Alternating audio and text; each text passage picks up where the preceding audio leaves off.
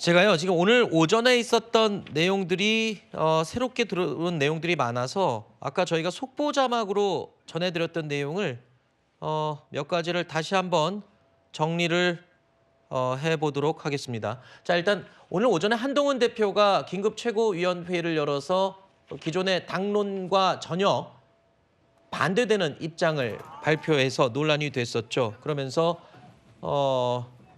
주요 정치 인사들의 체포조가 국정원과 같은 정보기관을 통해 가동이 됐다라는 부분에 대해서 언급을 했습니다. 그래서 이와 관련해서 지금 이 시간 현재 국정원 제1차장이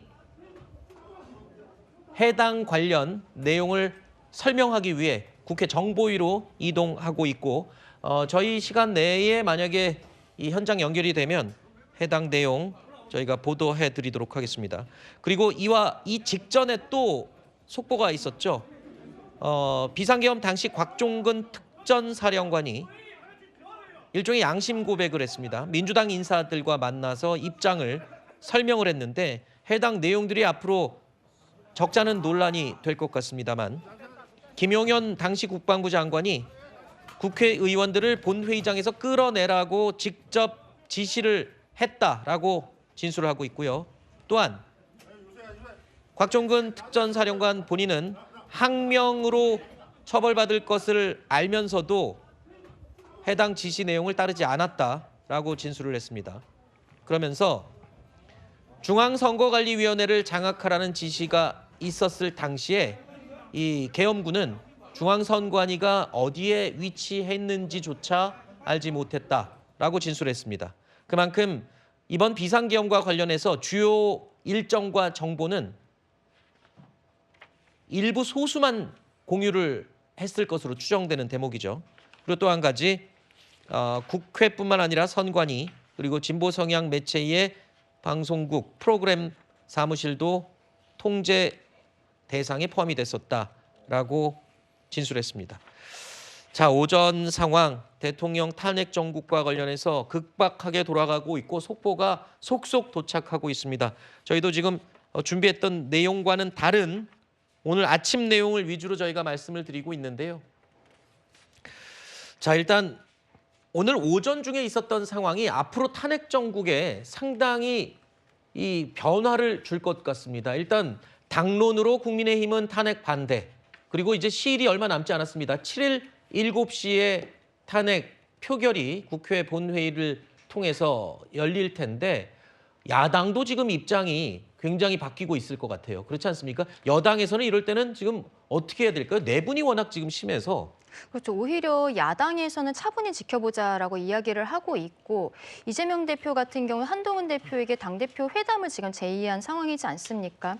근데 여당 내에서 어제 이미 당론으로서 결정된 부분에 대해 오늘 오전 한동훈 대표가 최고위원 회의에서 반대되는 이야기를 했고 지금 아마 계속 하고 있는 것으로 보이는데 의원총회에서 여기에 대해서 어떤 결론을 오늘은 못 내지 않을까라고 생각합니다. 왜냐하면 지금 또 중요 인물로 보여지고 있는 국정원 1차장이 국회 정보위에 조금 아까 도착을 해서 정보위원장과 이야기를 하고 있다라는 것이 속보로 알려지고 있는데 이 사람이 국회 정보위에서 어떠한 이야기를 할 것인지 그리고 관련자들의 진술이 아마 오늘 내일까지도 계속적으로 나올 것으로 보여요. 네. 지금 조경태 의원 같은 경우는 친한동훈계로 분류가 되고 있는데 본인은 탄핵에 대해서 찬성한다. 그리고 본회의로 오히려 당겨야 한다라고 아까 우리 시청자분들 영상에서도 보셨는데 제 생각에는 민주당 입장에서 이 일자를 변경시키지는 않을 것 같습니다. 내일 7시까지로 아마 그대로 진행을 할 것으로 보이는데 그 과정에 있어서 지금 다른 사람들의 진술들이 계속적으로 나오고 있어서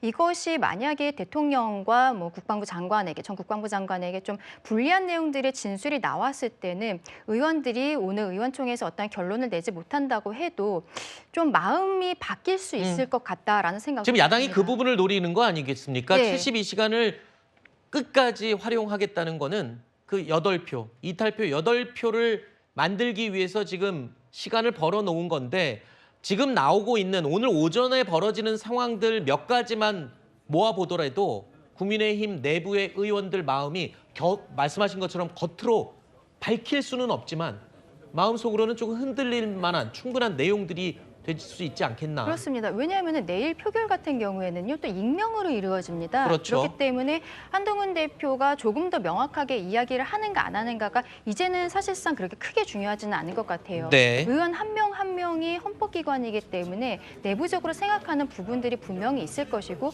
이것이 익명 투표라는 그 절차를 통해서 조금 더 드러날 수도 있겠다라는 생각입니다. 네.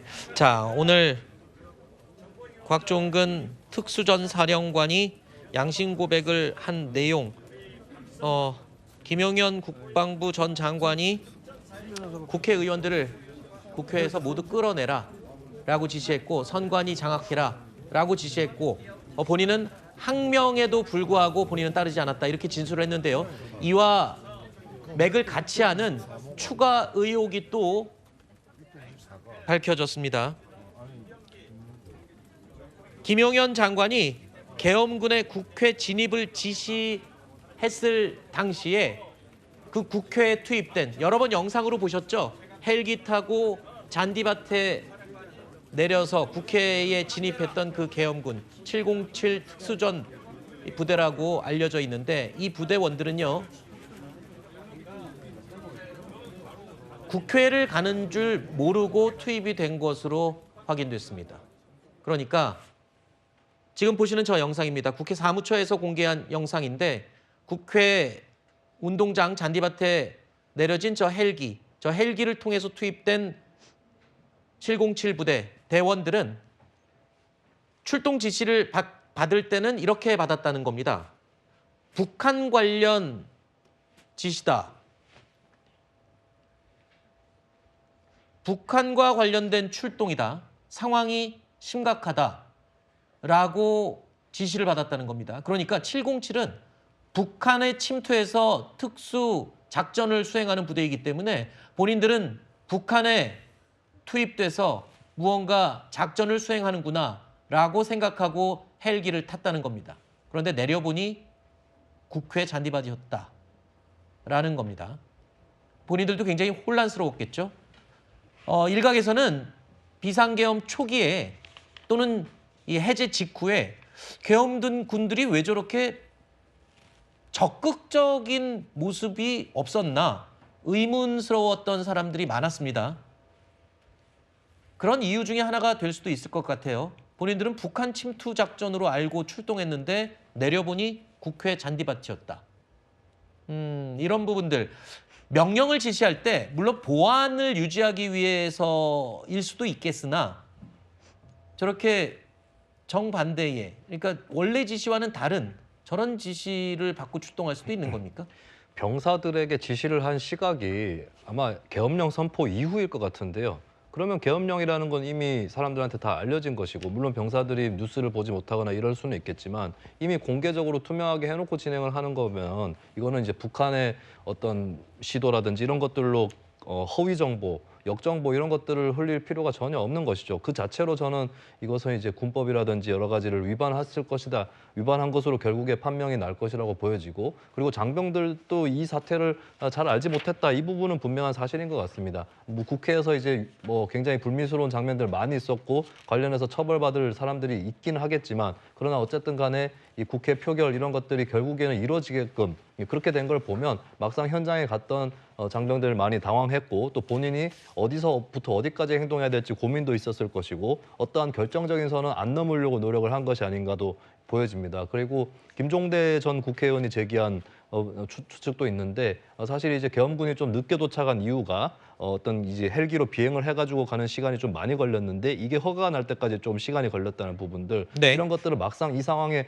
맞닥뜨렸던 국군 내의 장병들 입장에서는 이것은 명분이 없는 계엄이기 때문에 본인이 적극적으로 협조를 하지 않는 것이 좋겠다라고 하는 그런 판단들이 조금씩 쌓여가지고 결론적으로 좀 국회에서 표결이 이루어지는 것까지 이어진 게 아닌가 싶고 만약에 정말 그들이 잘못된 판단을 내려서 국회 표결까지 막는 사태까지 갔다면 이것은 분명히 계엄령을 선포한 사람들이 국회를 마비시킬 목적이 있었다라고 하는 또 하나의 증거가 될 것이라고 보여집니다.